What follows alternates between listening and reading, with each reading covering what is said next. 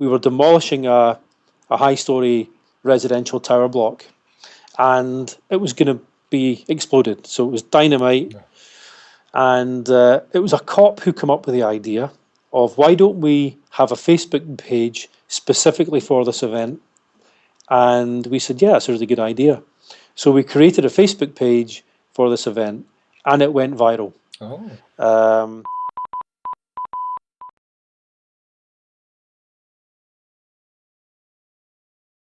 I know it's hard to generalize, but the city police are they commonly appointing someone as the social media lead, and then helping that fellow police officers use the technology better? Like, how is the approach? I think the ideal case would be everyone would be we feel comfortable having the digital presence once they receive the training. But practically, what is the common approach? Like appointing someone Yeah. to lead? There is no common approach. I would say there's different models, and the way that social media is being rolled out across the UK, there are different models. So Greater Manchester Police very much is driven by their corporate comms department. So Amanda Coleman, who's head of that unit, really drives their social media strategy. But it's very driven from the corporate comms department, and that's a model which seems to work well for Greater Manchester Police and for some other police forces. In West Midlands, for example, it's a little bit more organic, where there's a strong corporate comms presence, but actually it's not solely driven by them. It's more dispersed. So you have more people throughout the organisation using social media effectively. So it's seen more of a kind of hybrid model. In Tayside, for example, what I've done here is corporate comms are at the centre of what we're trying to do, but we've developed a social media strategy where we have a strategic working group and a tactical delivery group. So the strategic working group owns the strategy. So I drive this as an individual, but I drive it through my strategic group, where we have a proper strategy which goes across 5 main strands, which are investigations, intelligence, engagement, technology, and organisational learning. And from these 5 strands, we then have a delivery group which looks across our whole business and says, what is the impact that social media is having now and will have in the future, and what's our response? How are we skilling up our staff? And what we've done is we've run a number of events, some larger events which are more general, and some more specific events depending on what the skills gap is that we're trying to block. So, for example, our investigators need to understand social media from an investigative potential point of view. That's very specific. We've just trained all of our community officers. We've just rolled out a new model of community policing. Every single one of these officers will or has undergone social media training, and every single one of these officers will have their own issued smartphone, which will have a bespoke mobile app, which will allow them to converse via social media with their communities and have a two-way conversation.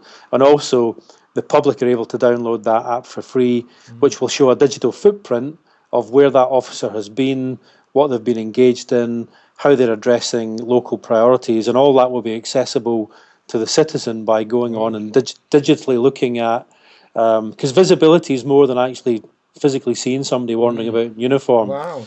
So that's very Yeah, transparent. I mean, to some yeah. police, I'm venturing to guess, but to some police services, they may think, "Wow, that's too much information for the bad Well, guys to know."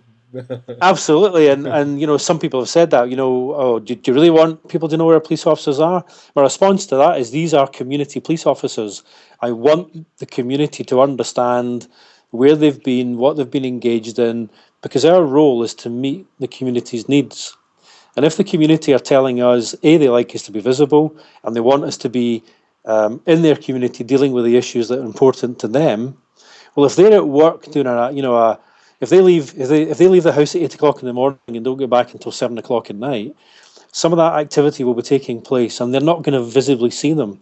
But if they're able to go on to an app which shows a map, which gives an idea of digitally what that police officer was doing that day at 12 o'clock, and it was addressing some of the issues which that citizen feels are actually important to them, that for me is transparent. That's about accountability. And that should reassure the community that we're doing the things that are important to them. I'm really relaxed, and I'm actually really keen to demonstrate to the public where our police officers have been. And I don't see that in any way creates a threat of, oh my goodness, the criminals will know where our police officers are. I'm actually quite relaxed about that. There's some officers where clearly you don't want people to know where they are, because that would completely defeat what we're trying to do. But if you're a community cop, part of that role, and a huge actually part of that role, is about being visible to our communities, and that's about being visible physically, but it's about being visible digitally as well. Yeah, it's not like you're announcing the location of your murder investigative team where they are, or commercial crime team. It's the community cop, which totally, Absolutely. which totally makes sense. Let's get this in perspective. It's all about context. This is about being visible, transparent, reassuring communities that actually we care. We're taking their concerns seriously, and the activity we spend actually is in line with their expectations. And the more we can do to reassure communities that we're actually tackling the issues that matter to them, and the more we can actually show them outcomes that meet their expectations of what's important to them, then I just think that's basic policing. But what we're doing is we're using technology, not in a way where we're not using technology for the sake of being funky. We're using technology to add value to traditional policing. Right. So in short, like your approach is very, very transparent and many cops involved, whereas the other spectrum would be more, like you were saying initially, more centralized in the corporate communication area, where Yeah. maybe one person is in charge of Yeah. going out. Yeah, and what we have to do, for me, what you do is you disperse that thinking across the whole organisation, because if you truly want to mainstream this, then how can that possibly sit within corporate communications? Because how does, if the responsibility and the ownership sits within corporate communications, how do you then upskill your investigators? How do you upskill your intelligence operatives? How do you upskill your public order people? How do you upskill blah, blah, blah? It's not going to happen, is it? What you will have is a very effective broadcast channel, but the engagement bit, I think, you lose opportunities. So what we're trying to do is win over hearts and minds of the people who run and own these very, very separate but connected bits of the business, so they see the business benefit of understanding social media, because they're the ones that will actually see the opportunities, not me. The chat. My role is to be visionary and think of us as the whole organisation. Their role as individuals who understand their business is to absolutely leverage out the opportunities that I wouldn't even think of, and for them to be really creative. And that, when I think if you have that dispersed model, that's what you achieve. The risk with that, and a conversation I've just had with a technology provider today, the risk and what you need to come up with the solution is how you then manage an overview of how you're using social media, so you really understand the corporate benefit, and you understand all the conversations that are going on, and you're able to respond to some of these issues that maybe will come in that need a quick time response, that you'd be unable to give because that community cop might have gone home and won't be back on for 4 days. So there might be a really important issue that somebody's raised through a social media channel that needs a quick response, and you're unable to do that because actually you're unsighted. So I've just had a conversation today with a technology provider who's looking at how you then create that interface that says, how do you manage your outbound and inbound social media traffic so that you have a channel that, if you like, filters that and makes sure that things that need dealt with now get dealt with now, and bits that can get put to the right person for the appropriate response, you manage that traffic. And I think as social media starts to grow, we have to think that through, because I've always taken the view that I wanted this, when I came to Tayside, I wanted this to be an organic process. I will come and I will give the permission as the leader, set the vision, and reassure people that it's okay to do this stuff. And what happens then is you give that, you then generate the top-down, bottom-up approach.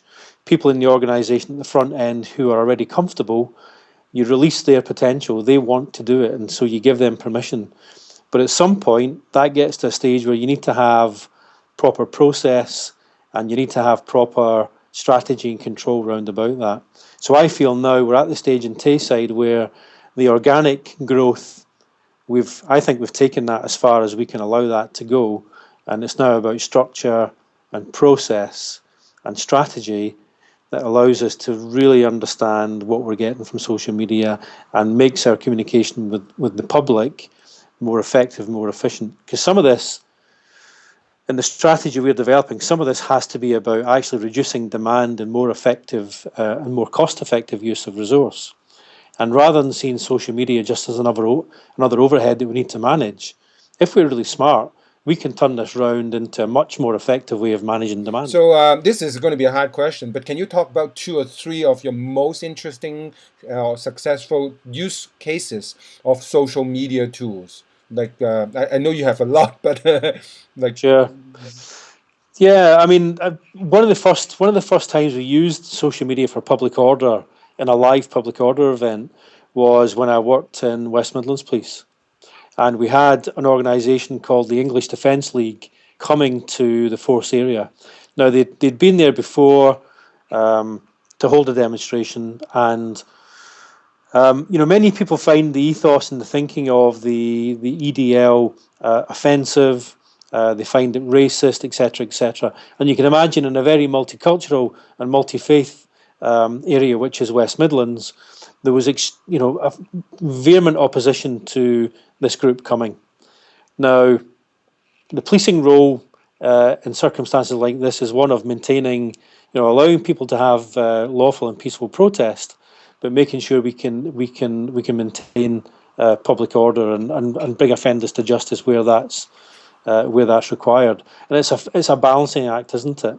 And it's quite often it can be difficult to demonstrate to communities that you are actually genuinely looking after the democratic rights of everyone. So, making sure that people have the democratic right to make their feelings known through a demonstration, as long as it's peaceful and lawful, balanced against democratic right for communities to say, we don't want this here, and to demonstrate. Now, we knew this would be volatile, we knew it would be difficult, and the learning from the previous experience was that social media would play a key part in the communication before the event, during the event, and after the event. And we knew we would have 2 very opposing factions. We'd have the English Defence League with their message, and United Against Fascism with their message, and a real flashpoint and a real need to keep both elements apart. One of Mark Payne, who is a superintendent now, was at that time a chief inspector in charge of our media office, came up with the idea of using Twitter in real time on the ground. So what we did then, he was on the ground on the day of the demonstration with an iPhone, monitoring the Twitter traffic that was going on. And what he was doing was he was monitoring some of the tweets that the EDL were sending out, and he was able to very quickly verify with our control room whether what was being said had any truth or not. So, for example, I do a presentation which shows actual screenshots of what was being sent. So you would have the EDL tweeting something like, come down to this particular area to support the EDL. And then that would be retweeted across the city. And then you'd have another tweet saying, Muslim youths attacking white people with knives, come and support us. Now, Mark was in a position very quickly to find out that was not true. That was a lie. And in real time, he was able to say from West Midlands Police, that's not happening. This is not happening. And every time, mistruths were being tweeted out, Mark was in a position to rebut that and come back with the truth from West Midlands Police. And what we saw in that event was very quickly the Twitter traffic moving away from the EDL, and people very quickly saying, follow West Midlands Police for what's actually happening. And we were being thanked by people for informative and accurate updates of what was actually happening on the day. Now, the interesting thing is, at that time, social media, bearing in mind this was 2009, I think, so fairly innovative for then. And at that point, there was this interesting dynamic and tension between new media and traditional media, i.e. traditional press, and a bit of tension between falling traditional press circulation and new media blogging and what that meant for traditional press.